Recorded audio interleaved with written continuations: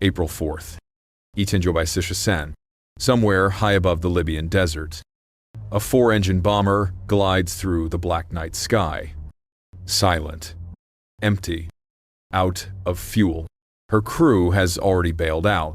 Their parachutes swallowed by the darkness below.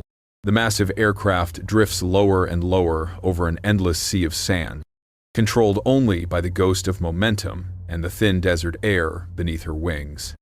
She descends alone, making her final approach to a landing strip that doesn't exist, toward a fate that would remain hidden for 15 years. This is the story of Lady Be Good, a story that asks one haunting question. What happens when a warplane lands itself in the middle of the Sahara, perfectly intact, and simply waits? On March 25th, B-24 a brand new B-24 Liberator bomber was assigned to the 514th Bomb Squadron of the United States Army Air Forces. Fresh paint, fresh crew, fresh hope.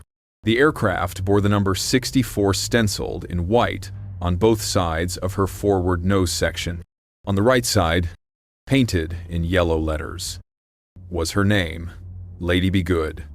Named after the popular George Gershwin song, she represented American optimism in metal and machinery.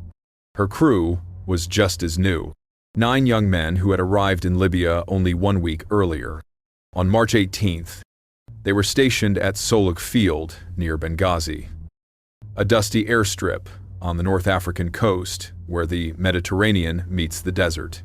These men had trained together, flown together, and now they would fight together. It was supposed to be the beginning of their war. Instead, it would be their only mission. First Lieutenant William J. Hatton, the pilot. Second, Lieutenant Robert F. Toner, the co-pilot. Second Lieutenant D. P. Hayes, the navigator. Second Lieutenant John S. Woravka, the bombardier. Technical Sergeants Harold J. Ripslinger and Robert E. Lamotte. Staff Sergeants Guy E. Shelley, Vernon L. Moore, and Samuel E. Adams. 9 names. 9 men who would never grow old. On April 4th, B-24 Lady Be Good and her crew flew their first combat mission together. 25 B-24 Liberators took off that afternoon, assigned to bomb the harbor at Naples, Italy, in a 2-wave attack. It was a 700-mile journey each way, a routine mission. They were told, be back by midnight. But Lady Be Good never came home. When the sun rose over Soluk Field on April 5th, 24 aircraft had returned. 1 was missing. Search and rescue teams scoured the Mediterranean. Assuming the bomber had crashed into the sea, they found nothing. No wreckage. No oil slicks. No bodies. Lady Be Good and her 9-man crew had simply vanished, swallowed by the war like so many others before them. The file was closed. 9 mothers received telegrams. 9 families mourned. The war moved on. 15 years passed.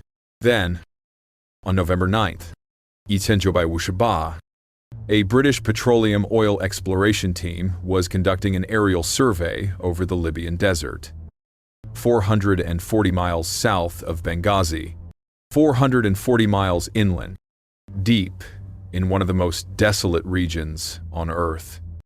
The pilot spotted something that shouldn't exist out there, the unmistakable shape of an aircraft, resting on the sand as if it had been carefully parked.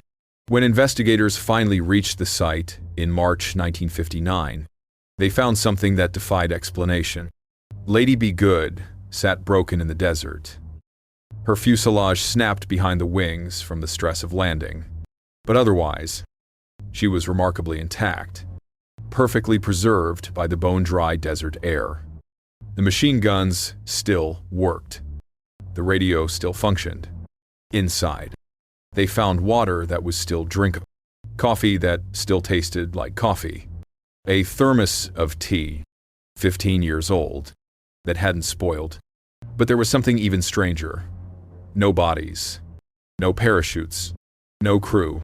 The plane had landed itself, 400 miles from where anyone thought to look. And then, like a faithful dog waiting for masters who would never return, it had simply waited in the sand for someone to find it.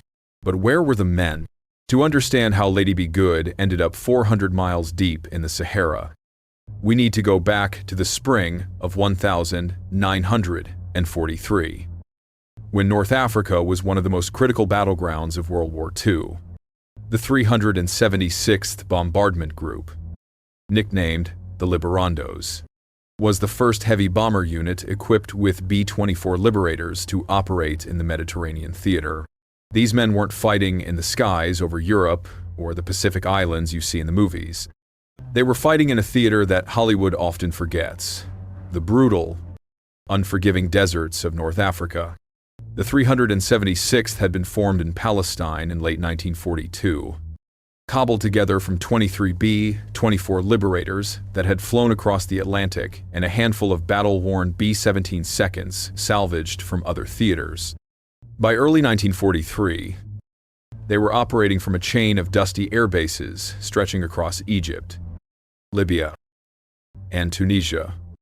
Their mission was simple but deadly: cut the Axis supply lines between Italy and North Africa, sink their ships, destroy their harbors, bomb their airfields, strangle Rommel's Afrika Korps before it could strangle the Allies.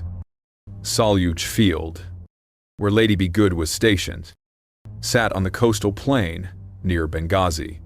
It was barely an airfield by modern standards, an unsurfaced landing strip, rows of tents baking under the North African sun, men living in conditions that would break most people. During the day, temperatures could climb to 135 degrees Fahrenheit. At night, the desert wind cut through your clothes like knives of ice. Sand got into everything: your food, your water, your engines, your lungs. The sandstorms were the worst. They would appear without warning, turning day into night, reducing visibility to zero. Pilots called them haboobs, walls of sand and dust that could ground an entire squadron or worse, catch you in the air with no way to see your instruments, your wingman, or the ground rushing up to meet you. This was the world Lady Be Good's crew had entered in March 1943. They were green, untested. The aircraft itself had only been assigned to the 376th on March 25th, just 10 days before that fateful mission. In the organized chaos of wartime North Africa, there was no time for gentle introductions. You arrived. You trained for a few days, and then you flew into combat.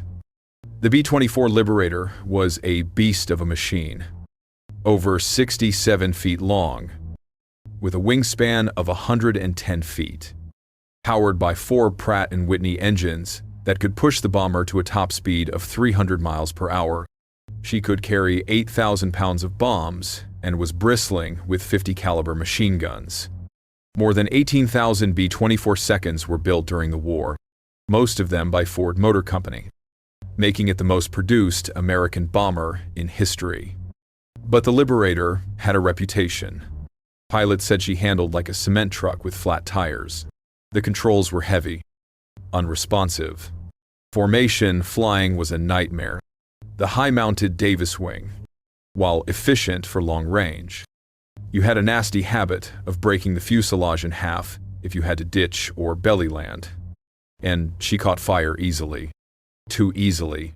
Liberator crews developed powerful arms from wrestling with her controls hour after hour. They called her a lot of things, and Lady wasn't usually one of them. Yet for all her faults, the B-24 could fly farther than almost anything else in the Allied arsenal. In North Africa, where targets were scattered across vast distances and refueling stops were few, that range was everything. The Liberandos flew mission after mission, hitting Axis shipping in the Mediterranean, bombing harbors at Tripoli and Tunis, striking airfields in Sicily and southern Italy. Later, they would fly even longer missions, hitting oil refineries in Romania, marshalling yards in Austria, factories in Hungary. The cost was staggering. During the war, the United States lost over 43,000 aircraft overseas. 22,000 were lost in combat. Another 13,000 were destroyed during training accidents back home. Nearly 12,000 aircrew were listed as missing, presumed dead. In the vast bureaucracy of war, 9 men and 1 bomber were just another set of statistics. Another line in a casualty report. Another handful of telegrams delivered to American homes. By April 1943, the Liberandos had been flying combat operations for nearly a year. They had earned a reputation as one of the most effective bomber groups in North Africa. They had also paid for that reputation in blood. Aircraft didn't come back. Crews disappeared. Empty bunks multiplied faster than anyone wanted to count. This was the crucible into which Lady Be Good and her crew were thrown. 9 young Americans, most barely out of their 20s, suddenly dropped into a war zone where the desert itself was as dangerous as the enemy, where navigation errors measured in degrees could put you hundreds of miles off course, where a sandstorm could blind you at 20,000 feet, where the Mediterranean Sea and the Sahara Desert could look exactly the same in the dark.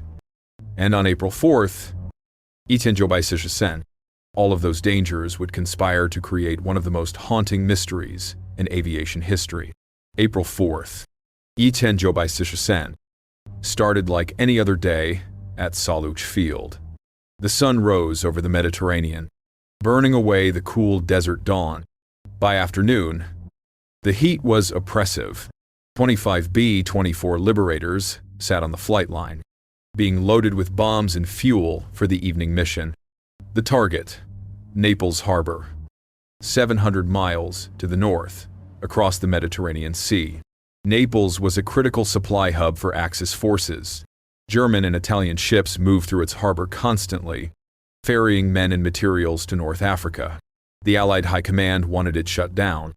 This would be a 2-wave attack. 12 bombers in the first wave, 13 in the second.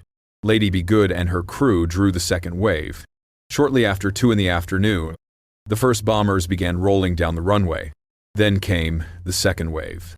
Lady Be Good was one of the last to take off, lifting into the desert sky. At approximately 2:15 p.m., Lieutenant Hatton pushed the throttles forward, feeling the massive aircraft strain against its own weight. 4 engines roared. The bomber climbed slowly, turning north toward the Mediterranean, toward Italy, toward war. But from the very beginning, something was wrong. As the formation gathered over the coast, a wall of sand appeared on the southern horizon, a haboob, moving fast. The kind of storm that could strip paint off metal and choke engines with grit. Within minutes, visibility dropped to nearly zero. Aircraft scattered. Some pilots made the call to abort, turning back to Soluch rather than risk their planes and crews.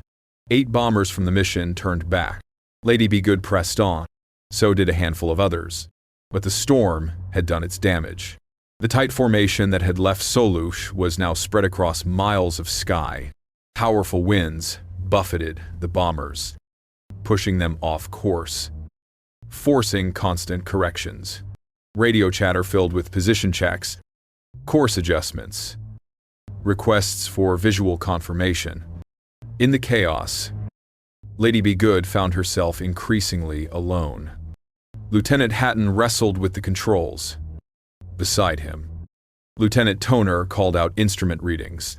Behind them, Lieutenant Hayes worked frantically over his navigation charts, trying to calculate how far the winds had pushed them off course. The bomber's engines had ingested sand during takeoff, and though they seemed to be running normally, there was always that nagging concern. Would they hold? Would they make it to Naples and back? By the time they approached the target area, the sun was setting. They reached Naples around 7:30 the evening. climbing to 25,000 feet. But visibility was terrible. Cloud cover obscured the harbor. The primary target was invisible beneath them. The other bombers from their group had already come and gone, striking through breaks in the clouds and turning for home. Hatton made a decision. Rather than waste time searching for a gap in the clouds, rather than risk his aircraft and crew diving through weather to find a target they might not even see, he would abort. Standard procedure. They dumped their bombs into the Mediterranean to lighten the load and conserve fuel for the long flight home. Then Lady Be Good turned south, alone in the darkening sky, heading back toward Libya. This is where the nightmare truly began. The return flight should have been straightforward. Follow the coastline south to Benghazi. Navigate to Soluk Field. Land. Debrief. Get some sleep. Another mission survived. But somewhere over the Mediterranean, something went catastrophically wrong with their navigation. The winds were fierce, unpredictably, stronger than forecasted, blowing from the north. They pushed Lady Be Good faster than anyone aboard realized. In 1943, navigation was an art as much as a science. You relied on dead reckoning, calculating your position based on airspeed, heading, wind direction, and time elapsed. You used a sextant to shoot star positions when visibility allowed. You used radio direction finding to home in on your base. But all of these methods had limitations, especially at night, especially in bad weather, especially for a crew on their very first combat mission. At 12:12 a.m. on April 5th, Lieutenant Hatton's voice crackled over the radio to Soluk Field. My automatic direction finder has malfunctioned. I'm not receiving a bearing. Request heading to base. It was the last message anyone would hear from Lady Be Good. Back at Soluk, the radio operator received the call. He checked his equipment and transmitted a bearing. But here's where fate played its cruelest trick. The radio direction finder at Soluk Field had a critical flaw. It used a single-loop antenna that couldn't distinguish between a true bearing and its reciprocal. The same bearing would indicate whether an aircraft was approaching from the north over the Mediterranean or had already overflown the base and was heading south into the interior. The ground crew had no way of knowing which direction Lady Be Good was really flying. And aboard Lady Be Good, Hatton and his crew had no way of knowing they had already passed their home base. Down below them, in the darkness, the ground crew at Soluk had fired flares into the night sky, trying to mark the field's location. But Lady Be Good's crew never saw them. Perhaps they were looking in the wrong direction. Perhaps the flares were too dim against the vast darkness. Perhaps they were simply too far away, already miles past the field, flying deeper and deeper into the Sahara.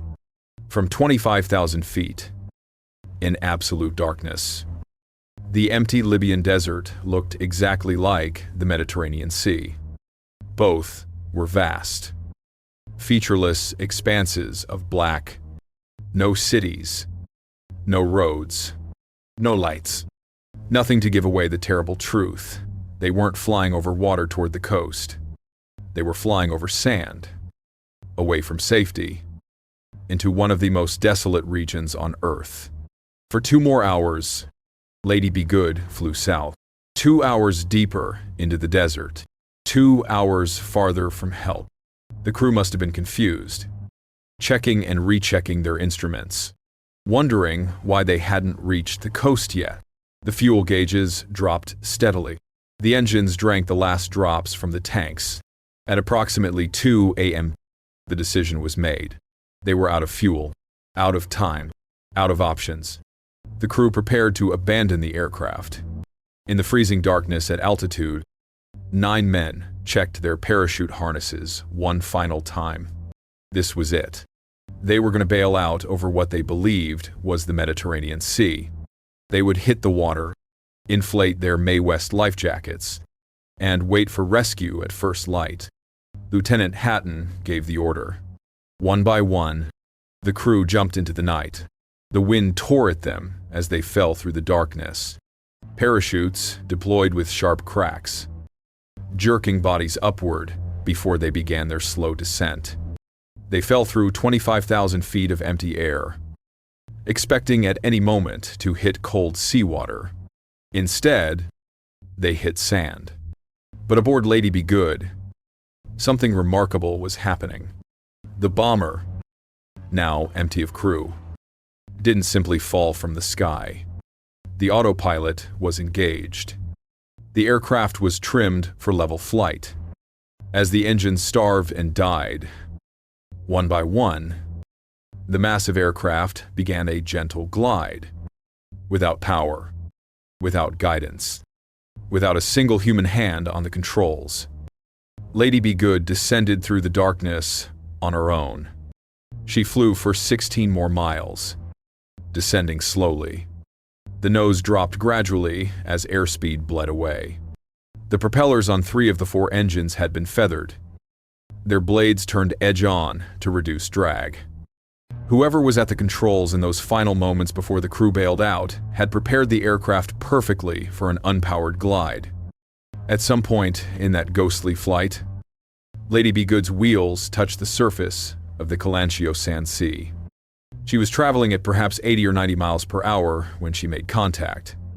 The landing gear, still extended, bit into the soft sand. The aircraft skidded forward nearly 700 yards, trailing parts and debris. The stress was too much. The fuselage cracked just behind the wings, breaking the bomber into 2 pieces. But it wasn't a violent crash. It was almost gentle, as far as crashes go. And then silence. Lady Be Good came to rest in the sand, broken but intact, surrounded by absolute emptiness. The desert wind began its work immediately, starting to bury the wreckage, grain by grain. 440 miles from Soluk Field. 440 miles from where anyone thought to look. The aircraft sat there in the darkness, waiting. But where were the men who had jumped? What had they found when they landed? And how long did they survive in that merciless desert before the sand claimed them too? When the 9 men of Lady Be Good hit the ground at 2 a.m. on April 5th, they didn't splash into Mediterranean seawater. They slammed into the Libyan Desert. Hard-packed sand and gravel that knocked the wind out of their lungs. For a moment, in the absolute darkness, there must have been confusion, disbelief. This wasn't water, this was land. But where? How? In the freezing desert night, 8 voices called out to each other, shouting names, confirming who was alive. They found each other by sound alone, stumbling through the darkness, parachutes dragging behind them. 8 men, but there should have been 9. Lieutenant John Warovka, the bombardier, never answered their calls. They searched as best they could in the darkness, calling his name until their voices were hoarse. But Warovka was gone. They couldn't know it then. But his parachute had malfunctioned. He had fallen nearly 5 miles with a chute that never fully deployed, hitting the ground at terminal velocity. He died instant, still wearing his Mae West life jacket, still in his high-altitude flight suit. His body would be found years later, about 12 miles from where the others landed. A silent witness to the cruelest kind of luck. The 8 survivors huddled together as the sun rose on April 5th. That's when the full horror of their situation became clear. Sand. Nothing but sand in every direction. No water, no roads, no landmarks. The sun climbed higher, and with it came heat that was beyond comprehension. Desert experts would later estimate temperatures reaching 135 degrees Fahrenheit during the day. And what did they have? The clothes on their backs, their flight suits, a few parachutes, flashlights, and 1 canteen. 1 single canteen of water to share among 8 men in the Sahara Desert. Second Lieutenant Robert Toner, the co-pilot, kept a diary, a small pocket journal that he'd carried on the mission. In the days that followed, he made entries that would later break the hearts of everyone who read them. Entries written with a pencil that became harder and harder to grip as dehydration set in. His words were brief, almost clinical, as if by keeping them short he could somehow keep the horror at bay. Sunday, April 4th, Naples. 28 planes. Things pretty well mixed up. Got lost returning. Out of gas. Jumped. Landed in desert at 2:00 inches morning. No one badly hurt. Can't find John. All others present. They started walking north. It made sense. They thought they had bailed out over the Mediterranean. Maybe landed on the coast. Surely civilization was just a few miles away. Just over the next dune. Just beyond the next horizon. They had no way of knowing they were over 400 miles inland, trapped in a region so desolate that even Bedouin nomads avoided it. The diary continues. Monday, April 5th. Started walking north. Still no John. Night very cold. No water. 8 men walking through an ocean of sand. The sun was merciless during the day, turning the sand into a griddle that burned through their boots. At night, temperatures plummeted, the wind cutting through their flight suits like razors. They had no food, except perhaps a few emergency rations. No water, except what they could ration from that single canteen. And that was gone within the first day. Tuesday, April 6th. Still walking north. Everybody weak. Can't go much farther. Desert survival experts would later examine the evidence and declare it impossible. A human being in the Sahara, with no water, shouldn't survive more than 2 days. 3 at the absolute maximum. The heat alone should have killed them. Dehydration. Organ failure. The body simply shuts down. But these men walked for 8 days. Wednesday, April 7th. Still walking. Getting weaker. They left markers as they went. Pieces of parachute silk tied to rocks. Empty canteens. Flight jackets. Dog tags. Anything to mark their path.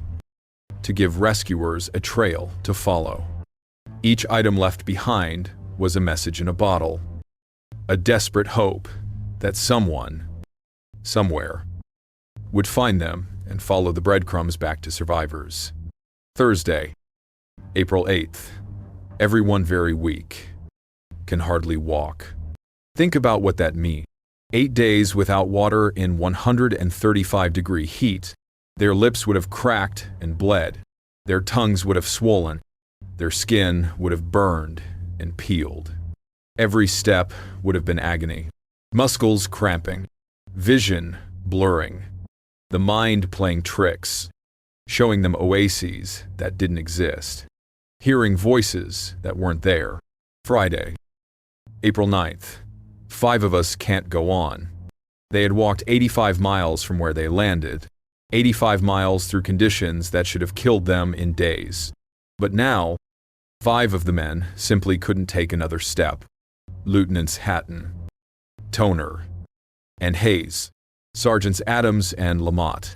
They collapsed together on a plateau deep in the sand sea, their bodies finally giving out. The other 3 men, Sergeants Shelley, Ripslinger, and Moore, made a decision. They would keep going. They were the youngest, the strongest. They would walk until they found help, then lead rescuers back to their crewmates. It was a brave decision, a desperate decision. Probably the only decision they could make. Saturday, April 10th. Still waiting for help. Still praying. Imagine being one of those 5 men left behind. Watching your 3 friends disappear over a sand dune. Knowing they might be your only hope. Lying in whatever shade you could create from parachute silk. Feeling your body shutting down. System by system. Watching the sun arc across the merciless blue sky, knowing that help should have come by now. would have come by now. If anyone knew where to look, the last entry in Toner's diary is dated April 12th, 8 days after they bailed out, Sunday. Still here, dying, and then nothing. The diary stops. The pencil falls from fingers that can no longer grip it. Second Lieutenant Robert F. Toner, co-pilot of Lady Be Good, died on that plateau along with his pilot, navigator, and 2 sergeants. 5 men lying close together, their bodies preserved almost perfectly by the bone-dry desert air. But what about the other 3? Sergeants Shelley, Ripslinger, and Moore had kept walking north, driven by some superhuman will to survive. Shelley made it the farthest, 25 more miles beyond where the others had fallen. 25 miles through dunes and heat and hallucinations. 109 miles total from where he had parachuted. He walked over 100 miles through the Sahara Desert with no water, no food, and no hope. When his body was finally found, it was clear he had died walking, 1 foot still ahead of the other, refusing to stop even as his heart gave out. Ripslinger was found not far from Shelley. He too had walked until he literally couldn't take another step. Sergeant Vernon Moore's body was never found, somewhere in the shifting sands of the Colancio Sand Sea. He still lies, buried under dunes that move and reshape with every wind. The 9th man, the missing piece of Lady Be Good's crew. But here's the cruelest irony of all. If the men had walked south instead of north, if they had gone back the way they came instead of forward toward where they thought rescue lay, they would have found Lady Be Good. They would have found their aircraft, sitting intact in the sand, just 15 miles from where they landed. Inside that aircraft was water, food, emergency supplies, and, most importantly, a radio that still worked. A radio they could have used to call for help. But they never knew. They walked in the opposite direction, toward a coastline that was hundreds of miles away, while salvation sat waiting just over the horizon behind them. So, how does a trained aircrew, flying a state-of-the-art bomber equipped with the latest navigation technology, end up 400 miles off course and completely unaware they're flying over desert instead of sea? How does that same crew then walk in exactly the wrong direction, away from their aircraft and towards certain death? For over 60 years, investigators, historians, and aviation experts have tried to answer these questions. The explanations range from the coldly rational to the disturbingly mysterious. Let's start with the science, the facts, the rational explanations that keep us grounded in reality. The technical failure is well documented. At 12:12 a.m., Lieutenant Hatton radioed that his automatic direction finder wasn't working. The ADF was critical for navigation, especially at night. It allowed a pilot to home in on radio beacons from the ground. Without it, you were navigating by dead reckoning and whatever stars you could see through the clouds. But even without the ADF, the crew should have been able to find their way home. They had other instruments. They had training. They had a navigator, Lieutenant Hayes, whose entire job was to keep them on course. But here's where the system failed them in the cruelest possible way. When Hatton requested a bearing from Soluch Field, the ground station responded. They sent him a heading. But the radio direction finder at Soluch had a fatal flaw. It used a single-loop antenna that couldn't distinguish between an incoming aircraft and one that had already passed overhead. The bearing they gave Hatton could have meant he was approaching from the north over the Mediterranean. Or it could have meant he'd already overflown the base and was heading south into the desert. There was no way to tell the difference. The ground crew fired flares into the night sky, desperate signals trying to mark the airfield's location, but Lady Be Good never saw them. They were already too far past, already swallowed by the desert darkness, flying away from those flares at 200 miles per hour. And then there's the navigation error itself. From 25,000 feet, in absolute darkness, the Sahara Desert looks exactly like the Mediterranean Sea. Think about that. Both are vast, featureless expanses. No lights, no cities, no landmarks. Just blackness stretching to the horizon. The crew had every reason to believe they were over water. They had calculated their fuel consumption based on the distance to Naples and back. When they ran out of fuel, roughly where they expected to be approaching the coast, what else could they think? They must be over the Mediterranean. The decision to bail out made perfect sense, given what they thought they knew. You don't try to land a fully loaded bomber on water at night. You jump. You inflate your Mae West. You wait for rescue. It's textbook procedure. But it's textbook procedure based on being where you think you are, not where you actually are. This explains the how, but it doesn't explain the psychological mystery. Why did they walk north? Why not south? Why not search for their aircraft? Some experts point to the shock and disorientation of the jump itself. Imagine falling through 5 miles of darkness, expecting to hit water, and instead slamming into hard desert. The confusion would be profound. In that mental state, with no landmarks and no way to orient yourself, which direction do you choose? They chose north because north was where the coast should have been. North was where rescue should have been. Every instinct, every piece of training, every ounce of logic they had left told them to go north. But they couldn't have known they were over 400 miles inland. Their maps didn't even cover the area where they'd landed. As far as their navigation charts were concerned, they were standing on blank paper, terra incognita. If they'd known the truth, if they'd understood they were that deep in the Sahara, they might have made different choices. They might have stayed with their parachutes, used them for shelter, conserved energy, and waited for aerial search parties.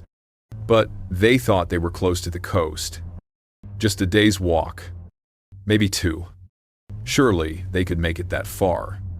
The physical achievement of their survival is almost superhuman. Desert survival experts examined the evidence and declared it impossible. 8 days without water, in temperatures exceeding 130 degrees.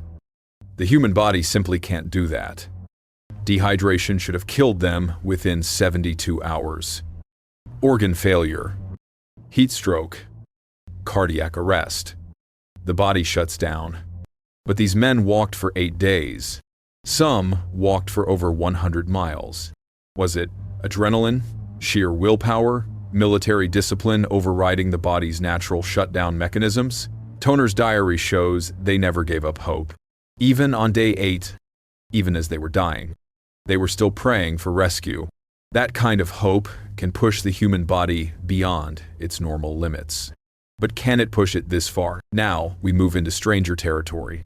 The legend of Lady Be Good didn't end when the aircraft was discovered in 1958.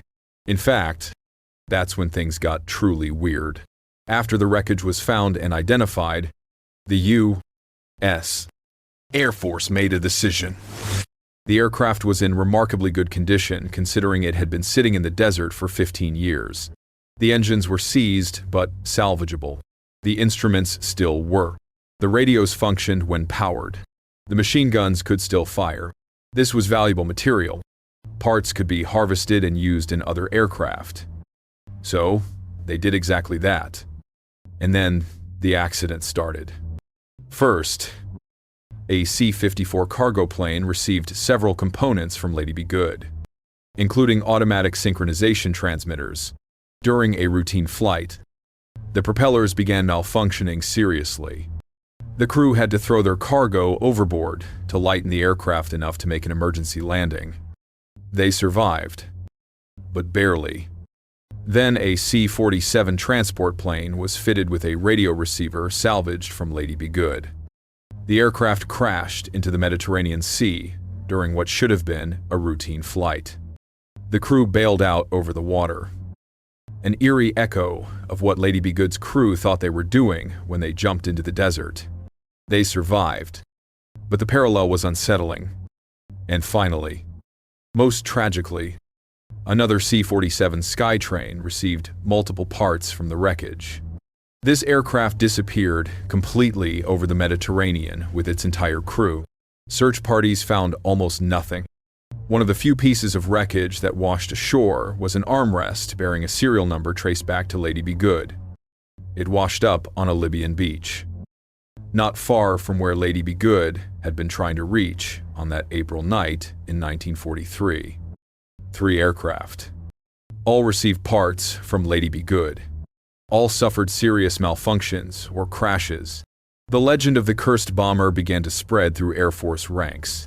Pilots talked about the ghost plane, the vengeful spirit of Lady Be Good. They said, didn't want her parts scattered across other aircraft. She wanted to rest in peace in the desert where she'd landed. Is it real? Almost certainly not. Aircraft accidents were common in the 1,950 seconds and 60 seconds. Mechanical failures happened all the time, especially with aging equipment. The parts from Lady Be Good had been sitting in the desert for 15 years. Exposed to temperature extremes and blowing sand, it's not surprising they might have degraded in ways that weren't immediately visible. The accidents were probably just coincidence, bad luck, and perhaps faulty maintenance on components that looked better than they actually were. But try telling that to the pilots who flew aircraft with Lady Be Good's parts. Try telling that to the families of the men who died in those crashes. Sometimes facts and logic aren't enough to dispel a legend. Sometimes a story takes on a life of its own. And maybe, just maybe, that's appropriate. Because Lady Be Good herself defies easy explanation. A bomber that flew itself for 16 miles and made a controlled landing with no one at the controls. 9 men who walked for 8 days through conditions that should have killed them in 2. A mystery that remained hidden for 15 years in plain sight, waiting for someone to find it. November 9th. WWII. 15 years. 7 months. And 5 days after Lady Be Good disappeared, a British petroleum survey team was flying a routine aerial reconnaissance mission over the Libyan Desert, searching for potential oil deposits in one of the most godforsaken regions on Earth. The pilot was scanning the endless expanse of sand below when something caught his eye. A shape. Something angular. Something that definitely didn't belong. They circled lower, there, sitting on a featureless gravel plain near the edge of the Calancio Sand Sea. 440 miles south of Benghazi was an aircraft, a large one. The distinctive twin-tail fins of a B-24 Liberator were unmistakable even from altitude. But how? There were no records of any American aircraft lost in this area. The Mediterranean was where bombers went down, not deep in the interior of the Sahara. The oil team marked the coordinates and reported their finding to Wheelus Air Base. The American military response was skeptical. Their records showed nothing. But the oil surveyors were insistent. There was definitely an aircraft out there. Finally, in March 1959, a ground expedition reached the site. What they found defied all logic. Lady Be Good sat in the sand, broken in 2 behind the wings, but otherwise remarkably intact. The desert, one of the most hostile environments on Earth, had preserved her almost perfectly. The dry air had prevented rust and corrosion. The temperature extremes had actually helped seal and preserve rather than destroy. When the recovery team pulled the trigger on one of the .50 caliber machine guns, it fired. 15 years later, and it still worked. The radio, when powered, crackled to life. Inside the aircraft, they found water in canteens that was still drinkable, coffee that still had flavor, a thermos of tea that hadn't spoiled. But no bodies, no parachutes, no crew. The investigation began immediately. In February 1960, 14 months after the aircraft was discovered, a British petroleum crew made another find. This time, it was the men. 5 bodies, closely grouped together on a plateau about 80 miles north of the crash site. They were remarkably preserved by the same dry conditions that had protected the aircraft. Pieces of parachute silk lay nearby, used as shelter from the sun. Empty canteens scattered around them, dog tags, personal effects. And in the pocket of Lieutenant Robert Toner's flight suit, the diary that told their story. Operation Climax was launched in May 1960. A joint Army-Air Force mission with 19 searchers, 6 vehicles, and 2 helicopters, determined to find the remaining 4 crew members. They found Sergeant Shelley, 24 miles northwest of the first 5. His body testament to an almost superhuman will to survive. Sergeant Ripslinger was found nearby. In August 1960, another oil exploration team found the remains of Lieutenant Waravka, still in his parachute harness. About 12 miles from the crash site, 8 bodies recovered, 1 still missing. Sergeant Vernon Moore remains somewhere in the Sahara, buried under dunes that shift and reform with every wind. The 9th man, forever a part of the desert that claimed them all. Today, Lady Be Good rests at Jamal Abdel Nasser Air Force Base in Libya, removed from the desert in 1994 to protect what remained from souvenir hunters who had been stripping her bare for decades. Parts of her story are preserved in museums. The U.S. Army Quartermaster Museum at Fort Lee, Virginia, displays personal items from the crew, watches that still keep perfect time, silk survival maps, flight jackets, Lieutenant Toner's diary, its pages filled with those final, heartbreaking entries. A stained glass window was installed at Wheelus Air Base Chapel in Libya, commemorating Lady Be Good and her crew. When the United States withdrew from Wheelus, that window was carefully disassembled, shipped to the United States, and reassembled at the National Museum of the United States Air Force, where it remains today. But the questions linger. How does a bomber fly itself for 16 miles and land with no one aboard? How do men survive for 8 days in conditions that should kill in 2? Why did every piece of the puzzle, every small decision, every technical failure, conspire to create this particular tragedy? The story of Lady Be Good is more than just a wartime mystery. It's a reminder that war doesn't just kill with bullets and bombs. It kills with confusion, with bad luck, with small errors that cascade into catastrophe. 9 young men flew one mission. Their first and only taste of combat. They dropped their bombs into the sea and turned for home. They should have been back in time for breakfast. Instead, they became one of the most haunting mysteries in aviation history. Lieutenant Hatton was 27. Lieutenant Toner was 24. Lieutenant Hayes was 26. Lieutenant Waravka was 23. The sergeants ranged from 21 to 29.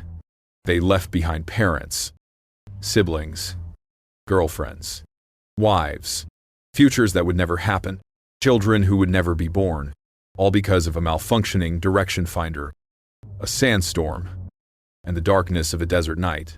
War doesn't just take lives. It takes possibilities. It takes all the things those men might have done, might have built, might have become. And sometimes it does it for no grand strategic reason, no heroic last stand, no meaningful sacrifice. Sometimes it does it simply because the desert looks like the sea in the dark.